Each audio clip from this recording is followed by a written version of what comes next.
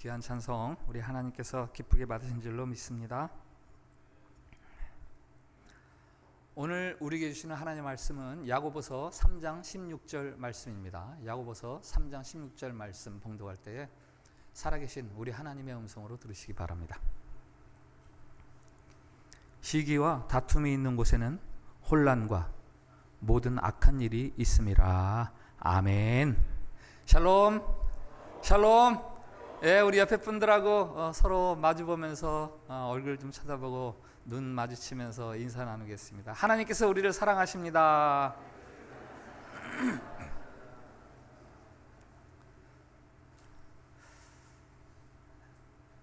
영어에 toxic, T-O-X-I-C라는 단어가 있습니다.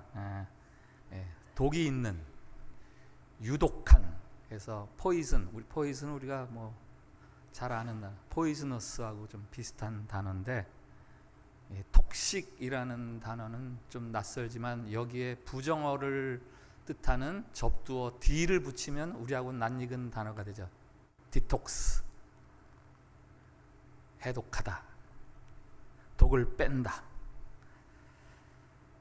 오늘부터 시작하는 시리즈 설교 영혼의 디톡스, 영혼의 해독, 우리의 영혼을, 우리의 심령을 해롭게 하는 독을 제거하자라는 그런 의미죠. 크레이그 그로셀 목사님이 쓰신 영혼의 디톡스라는 책을 읽고 준비하는 시리즈 설교입니다. 공기오염, 수질오염, 음식물 오염, 오염 이야기를 많이 합니다. 오염된 환경에서 살다 보니까 우리는 알게 모르게 우리 신체에 독이 쌓이게 되죠.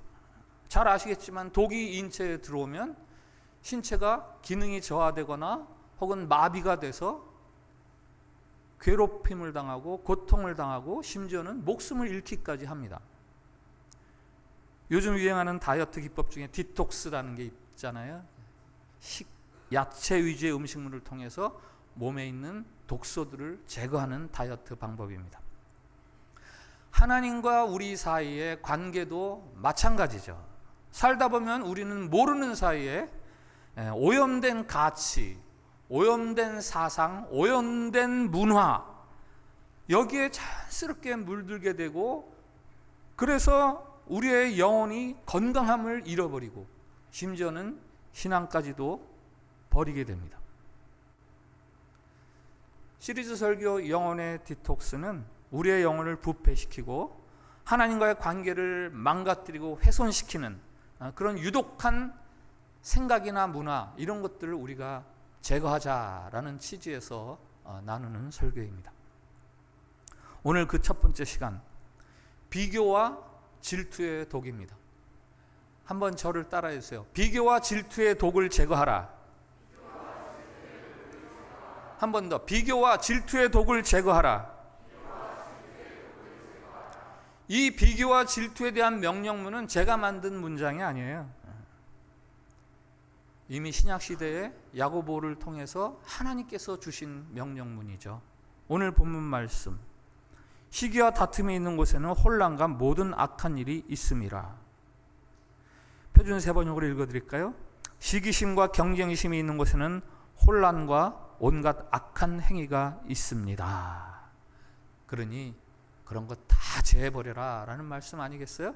그 앞에 14절부터 한번 우리 말씀을 같이 읽어보겠습니다. 야고보서 3장 14절부터 16절 시작. 그러나 너희 마음속에 독한 시기와 다툼이 있으면 자랑하지 말라. 진리를 거슬러 거짓말하지 말라. 이러한 지혜는 위로부터 내려온 것이 아니요 땅 위의 것이요 정욕의 것이요 귀신의 것이니 시기와 다툼이 있는 곳에는 혼란과 모든 악한 일이 있음이라. 아멘. 온갖 혼란과 악한 행위들이 시기심과 다툼에서 나옵니다. 그래서 시기심과 다툼은 마귀에게 속한 것이다. 시기심과 다툼은 결단코 하나님에게서 나오는 마음이 아니다 라고 말씀하십니다. 시기, 경쟁, 질투, 이건 다 비슷비슷한 단어인데요, 사촌 단어죠. 그 뿌리를 찾아 들어가면요, 그게 다른 사람과 나를 비교하는 데서 나오는 거예요. 다 헤롤드 코핀이라는 분이 질투를 이렇게 정의를 했습니다. 질투는 남의 복을 세는 기술이다. 질투는 남의 복을 세는 기술이다. 아무리 생각해도 내가 더 잘났는데 왜 나는 없고 저 사람은 가졌지? 저 사람에 비해서 나는 노력이나 수준, 자격 이하의 대접을 받고 있잖아. 그래서 사소한 건수 하나만 생겨도 그것을 빌미로 상대방을 깎아내리고, 혹은 자기보다 조금이라도 약하거나 못한 사람을 만나면 괜히 고압적으로 위세를 부리고. 오늘 주보 살며 사랑하며 칼럼을 읽어보셨는지 모르겠어요. 시인 한원섭 씨의 시 구두닦이 아저씨. 돈 좀 있다는 이유로 자기보다 나이 많은 구두닦이 아저씨한테 반말을 합니다. 함부로 반말하는 청년. 그 허세와 오만함이 다 비교와 질투에 뿌리를 두고 나오는 행태들이죠. 숫자 3하고 2.5하고 함께 살았습니다. 2.5가 늘 3 앞에서 꼼짝을 못해요. 굽신굽신거리고 만날 때마다 형님 형님 하고, 뭐 하나 지시를 받으면 네 군기 바짝 든 군인처럼 그렇게 늘 생활을 하고. 근데 어느 날 2.5가요 어깨를 딱 펴고 3 앞을 지나가는 거예요. 3이 기분이 나빠졌어요. 야 2.5 너 오늘 왜 그래? 오늘 불쾌한데? 2.5가 말합니다. 까불지 마. 나 점 뺐어. 나 이제 2.5가 아니라 25야. 이제 네가 굽실거려야지. 숫자 이야기가 아니죠. 우리들 이야기예요. 숫자 이야기라고 착각하지 마세요. 우리들 이야기입니다. 인도네시아가 대한민국보다 조금 못 사는 나라라고, 혹은 내가 저 사람 월급 주고 있다고, 우리가 알게 모르게 인도네시아 사람들에게 얼마나 고압적으로 굴고 있는지 기사, 가사도우미들, 직원들에 대한 여러분들의 태도를 한번 찬찬히 살펴보세요. 한원섭 씨가 본 그 구두닦이 아저씨에게 반말하는 총각, 남의 이야기가 아니에요. 힘 있는 사람만 그런가요? 힘 없는 사람도 마찬가지. 자기보다 앞선 사람, 잘 사는 사람 보면요 어떻게든지 흠집을 내고 끌어내리려고 하죠. 시기, 질투가 이 앞선 사람들에게 있는 게 아니라 사실은 뒤처진 사람들에게 더 많이 발생을 하죠. 창세기 4장의 가인은요 동생 아벨을 질투했어요. 내가 드리는 제사는 하나님 안 받으시면서 동생 제사는 받으니까 질투가 나가지고 결국 동생을 살해합니다. 창세기 30장에서의 라헬은 언니 레아를 질투합니다. 얼굴도 내가 잘생기고 남편 사랑도 내가 더 많이 받는데 왜 언니는 아이가 있고 나는 아이가 없지? 그래서 남편 야곱을 바가지를 박박 긁잖아요. 나 오늘 밤 죽어버릴 거야 그러면서. 창세기 37장에는 동생을 질투하는 형들 이야기가 나오죠. 요셉의 형들. 아버지가 요셉을 특별히 사랑하시거든요. 질투가 생겨서 형제들끼리 작당을 해서 동생을 노예로 팔아버립니다. 사무엘상 1장의 분인나, 자신이 아들을 낳았다고 한나를 멸시를 하고 구박하고 결국 그 분인나라는 이름이 악인의 리스트에 오르게 됩니다. 사무엘상 18장에서 사울왕이 다윗을 질투하죠. 백성들 사이에서 내 인기보다 다윗의 인기가 더 올라가니까 심지어는 다윗을 죽이려고까지 합니다. 질투는요 화약만큼 그 폭발성이 강력합니다. 마음의 질투를 담고 있으면 반드시 그 질투로 인해서 악한 열매가 맺어지게 되어 있습니다. 그래서 오늘 야고보서 야고보서는 신약의 책 중에서도 이거는 신약의 잠언이다라고 부르는, 명언들이 많이 담겨 있는 책 아닙니까? 오늘 야고보서에서 말합니다. 시기심과 경쟁심이 있는 곳에는 혼란과 온갖 악한 행위가 있습니다. 우리의 질투에 대해서 비교하는 마음에 대한 경고문이고요. 구약의 잠언에서도 시기에 대해서 이렇게 이야기합니다. 시기는 뼈를 썩게 하느니라. 시기는 뼈를 썩게 하느니라. 예수님의 제자들도 이 시기와 질투에서 사실은 자유롭지 못했죠. 예수님의 제자들이 서로 누가 더 잘났냐고 말다툼하지 않습니까?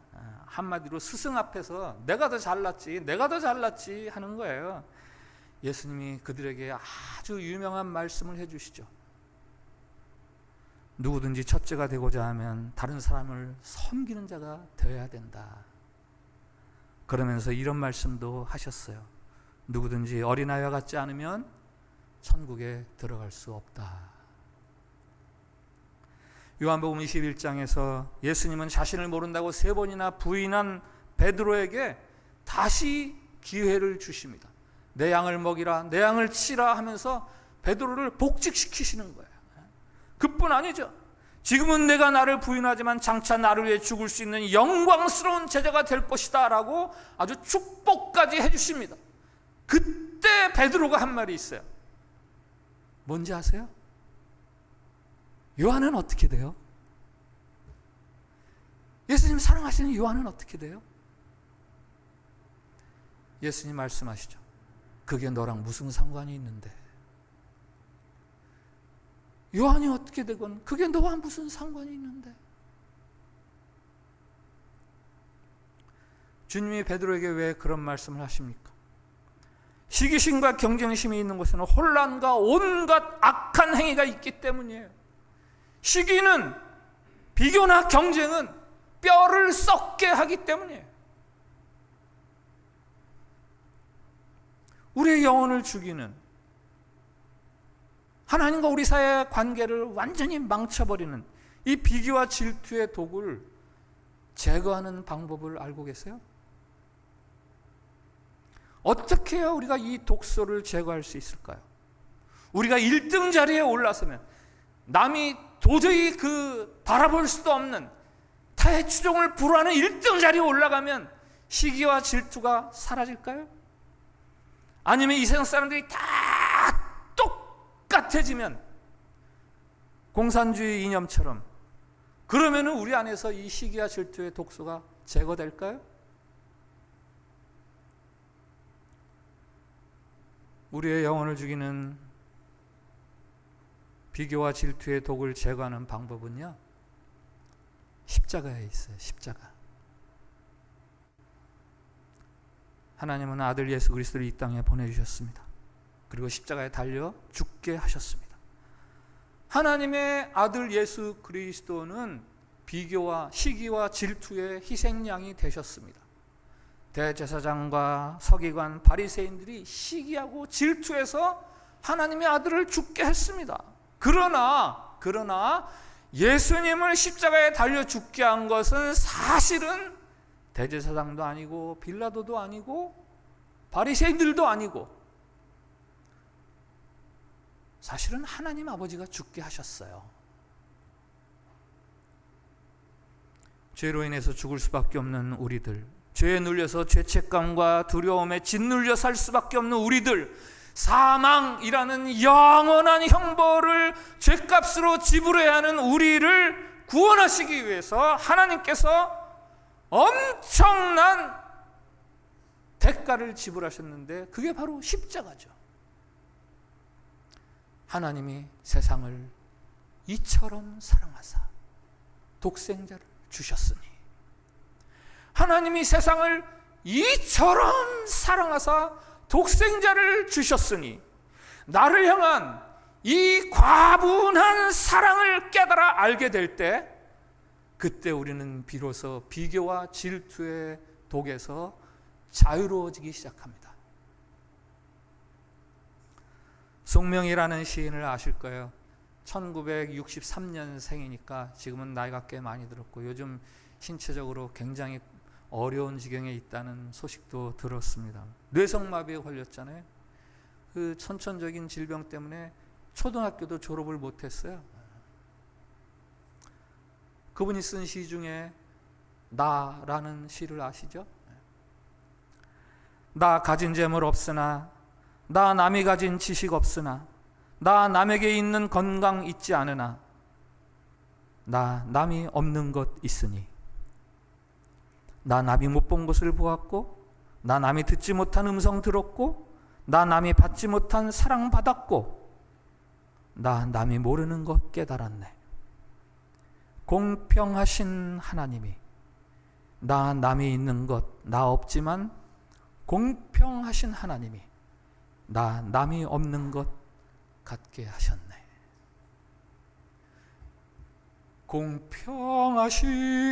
공평하신 하나님이 나 남이 있는 건 나 없지만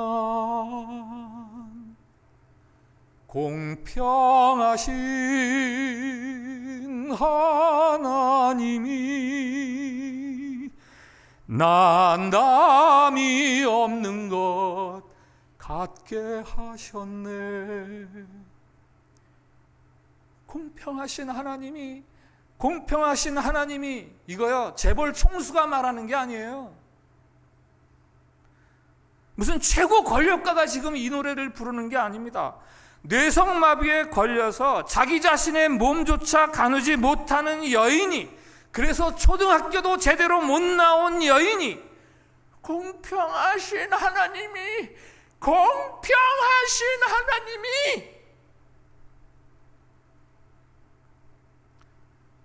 무엇 때문에 이렇게 노래하는 거죠? 그가 바로 하나님의 사랑을 알게 되었어요. 예수 그리스도의 그 과분한 사랑을 알게 되었어요. 송명회 씨의 시집을 읽어보세요. 온통 처음부터 끝까지 예수님 십자가로 도배를 하고 있어요. 세상이 공평해지는 방법은 모든 사람을 똑같은 처지나 똑같은 형편에 두는 게 아니에요. 공산주의 이념이 그거 아닙니까? 똑같이 나누어 갖자. 그래서 공평해졌습니까? 그렇다고 아니다, 자기 능력껏 갖자. 능력이 많은 사람은 많이 갖고 능력이 없는 사람은 적게 갖고, 그게 공평하지. 이게 자본주의 아니에요? 그래서 공평해졌습니까? 공평함은요 무슨 주의, 무슨 제도, 이런 형식이나 시스템에서 공평함이 나오는 게 아니에요. 우리의 마음 거기에 사랑이 담길 때 공평함이 이루어집니다. 사랑 안에는 경쟁심이 없기 때문이에요. 열등감이나 수치심 혹은 오만함이나 방자함이 사랑하는 마음속에는 없습니다. 나를 향한 십자가의 사랑을 비로소 알게 될 때 우리 안에서 비교와 질투의 독이 해소되는 거예요. 우리는 온갖 경쟁과 비교로 질식할 것 같은 세상을 살고 있습니다. 재산, 능력, IQ, 재주, 외모, 출신 학교, 심지어는 혈액형까지 비교를 하죠. 그리고는 불평하고 원망합니다. 이기는 자, 앞선 자는 잠깐이죠. 금방 그 자리에서 내려와야 하니까 그 자리에 있으면서도 불안하고 두렵고. 왜 그런지 아세요? 나를 향한 사랑과 은혜를 모르고 있기 때문이에요. 지금 나를 향한 사랑과 은혜를 모르고 있으니까 그런 거죠. 2017년 7월 14일, 지금은 나이법이 바뀌었죠. 당시 나이법으로 제가 60살 되던 해입니다. 그날의 제 일기를 잠깐 소개를 드릴게요. 일부만. 무지함이라고밖에 이름 붙일 수 없는 정말 대책 없던 소년 시절이 내게 있었다. 청소년 때는 그 미개함의 시간을 벗어나 그리스도에게로 전환하는 혼재와 혼돈에 광명 반 흑암 반의 시절이 있었다. 그 혼재의 갈등과 아픔은 무지했던 소년 시절보다 훨씬 더 선명한 아픔으로 남아있다. 헌데 나이 60이 된 지금은 그 무지도 혼돈도 벗어나 그리스도의 생명의 시간을 산다고 감히 말할 수 있다. 은혜로구나. 은혜로구나. 그 옛날 그 시절에 그대로 머물러 지금껏 살아왔다면, 은혜를 모르고 살아왔다면, 참으로 가련하고 끔찍한 나를 상상할 수밖에 없다. 그러나 예수 그리스도의 은혜로 오늘까지 내게 생명이 점점 더해져 오며 빛으로 가까이 다가가고 있다니 감사하다, 감사하다. 제 어린 소년 시절의 그 무지함, 그리고 청소년 시절의 그 혼란스러움, 그 무지와 혼란은요, 구체적으로 거의가 다른 사람과 나를 비교하고 경쟁하려는 데서 나왔던 그런 쓰라린 열매들이었어요. 아주 악한 행동들이었죠. 차마 창피스러워서 그 예를 들 수가 없습니다. 이 일기를 쓰던 그날, 운동을 하던 1시간 내내 제 어린 시절에 대한 상념에 사로잡혔는데, 그 지나온 그 시절들 얼마나 가련하고 얼마나 비참하게 살았는지. 그러나 예수 그리스도를 통해서 그 고통스러운 자리를 떠나고 있어요. 오직 사랑, 나를 향한 과분한 사랑, 그것 때문이죠. 제게 예수 믿는 것이란 저를 향한 놀라운 사랑을, 하나님의 사랑을 믿는 거예요. 이 믿음이 저를 구원했습니다. 이 믿음이 저를 구원했습니다. 비교와 경쟁에서 나는 온갖 악행과 불안과 혼란스러움에서 저를 구원해 주었습니다. 여호와는 나의 목자시니 내게 부족함이 없으리로다. 그가 나를 푸른 풀밭에 누이시며 쉴 만한 물가로 인도하시는도다. 내가 누운 풀밭이 세상에서 제일 푸르고 비옥해서 부르는 노래가 아니에요. 내가 마시고 있는 이 물이 가장 깨끗하고 가장 시원하고 청량해서 부르는 노래가 아닙니다. 그냥 나를 인도해 주실 그 목자에 대한 신뢰, 믿음, 그것 때문에 이 노래를 부르는 거죠. 내가 지금 어떤 풀밭에 있든 어떤 물을 마시고 있든. 여러분, 예수님을 믿는 것은 무엇입니까? 여러분은 예수 믿어서 얻은 유익이 무엇입니까? 죽어서 천당 갈 수 있는 예약표를 받은 거? 네, 그건 정말 소중한 겁니다. 그건 정말 소중한 겁니다. 축하드립니다. 정말 축하드립니다. 그런데 혹시 예수 믿어서 이 땅에서 누리는 유익은 없으십니까? 있죠. 그게 바로 비교와 질투의 독에서 해소되는 거예요. 내 삶에 대한 만족과 감사가 흘러나옵니다. 그래서 사도 바울이 말해요. 어떤 형편에서든지 나는 자족한 법을 배웠습니다. 가난하든 부하든 건강하든 질병이 있든 감옥에 갇혀 살든 자유인으로 살든 예수 그리스도의 사랑이, 하나님을 믿는 믿음이 나로 하여금 나에 대해서 만족하고 감사하게 한다라는 그런 고백이에요. 요즘 수요 성경 공부 에베소서를 공부하고 있어요. 에베소서 1장에서 우리가 배웠습니다. 우리는 삼위일체 하나님을 믿습니다. 성자 예수 그리스도, 나를 구원하시기 위해서 자기 자신을 목숨으로 내어놓는 속량 희생제물이 되셨습니다. 성부 하나님, 창세 전부터 우리의 구원을 택정하시고 그것을 변함없이 이루어가시는 성부 하나님, 보혜사 성령님, 파라클레토스라는 이름 아닙니까? 나와 나란히 함께 계시면서 나의 연약함을 이해하시고 위로하시고 보호해 주시면서 나의 구원에 대한 보증이 되어주시는 보혜사 성령님, 성부, 성자, 성령, 우리에게는 이 삼위일체 하나님에 대한 믿음 하나로 충분합니다.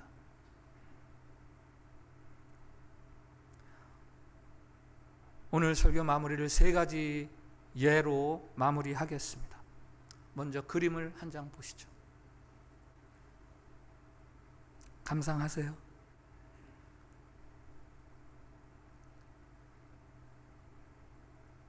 저 그림에 제목을 붙인다면 뭐가 적절하겠습니까? 제가 밑에 예시를 해놨는데 1번 행복, 2번 자유, 3번 웃음, 4번 감사합니다. 헷갈리죠? 네, 다 어울리는 제목들이에요. 저 그림의 진짜 제목 알려드릴까요? 어감이 조금 좋지 않아서 죄송한데 똥개. 이김천이라는 화가의 작품이에요. 똥개로 소재로 해서 잘 그리는 그런 화가인데, 여러분은 분명히 행복에 겨워하는 개를 한 마리 보고 계십니다. 자유롭게 웃고 있는 개를 여러분은 지금 한 마리 보고 계십니다. 똥개예요. 태생적으로 결코 행복할 수 없는 개이죠. 혈통이 잡종, 뭐 족보는커녕 아빠가 누구인지 엄마가 누구인지도 모릅니다. 삶도 마찬가지예요. 남이 먹다 남은 밥 찌끄러기, 그거나 매일 먹는 거죠. 같은 개라도 어떤 개는 주인의 카페디에서 영양가 높은 사료만 얻어먹으면서 향내나는 샴푸, 향내나는 향수 뿌려보면서 그렇게 살아가는데, 나는 앞마당이나 툇마루 밑에서 먼지나는 쾌쾌한 그거 냄새 맡으면서 평생 목욕이라고는 모르고 살았습니다. 그런데 저렇게 행복, 감사, 자유 할 수 있는 그림의 대상으로 남겨진 것은 그가 비교와 질투에서 벗어났기 때문이에요. 저 그림 잘 보세요. 담벼락이 있지요? 저는 탁 보니까 저기 담벼락이 들어가요. 수평선 그리고 대각선으로 연결되고 철조망이잖아요. 꼼짝 못하게 하는. 그러나 그게 녹색이에요. 그린 철조망. 담벼락엔 꽃이 만발합니다. 답답한 담벼락이 이제는 화려한 꽃담이 됩니다. 비교와 질투에서 벗어났기 때문이에요. 그리고 그것은 분명히 저 개가 사랑을 알고 있기 때문이에요. 저 그림 속에 만발한 꽃, 붉은색, 보라색 동그라미들 곡선으로 다 나타나 있는 것들, 저것은 분명 사랑을 이야기하고 있습니다. 두 번째 예와 비슷한 이야기가 있어요. 1998년 작품이니까 뭐 제법 오래된 영화죠. 이보다 더 좋을 수는 없다. 많은 분들이 보셨을 거예요. 남자 주인공이 이 강박성 심리적 장애가 있습니다. 길을 걸어도 블럭의 경계선을 밟지 못해요. 너무 불안하니까. 식사는 늘 정해진 식당에 가서 정해진 자리에 앉아야 돼요. 그것 때문에 다른 사람하고 싸워요. 왜 내 자리에 앉았냐고. 늘 정해진 메뉴를 먹고요. 집에서 가지고 온 자기 포크로 먹어야 돼요. 식당에서 주는 포크는 못 먹어요. 불안해서. 이웃과 소통 못하죠. 말을 섞지 않죠. 그러던 그가 변화되어서 블럭을 자유롭게 블럭 경계선을 밟으면서 불안감을 느끼지 않고 이웃과 우정을 나누고 심지어는 그렇게 이를 갈던 남의 개를 가져다가 대신 키웁니다. 왜 이렇게 변화되는가? 그 남자가 영화 초반부와 영화 말미에 왜 이렇게 변화되는가? 그가 사랑을 알게 되었어요. 늘 가던 식당에서 서빙하는 그 여인과 사랑에 빠지면서 불안과 두려움, 폐쇄적이고 강박적이었던 그 삶에서 빠져나옵니다. 자유와 웃음을 회복합니다. 세 번째, 셰익스피어가 쓴 소네트 29라는 시가 있어요. 운명과 사람들이 날 비웃을 때 버림받은 신세에 홀로 슬퍼하며 헛된 울음소리로 기먹은 하늘을 괴롭히고 내 삶을 돌아보며 저주하나니,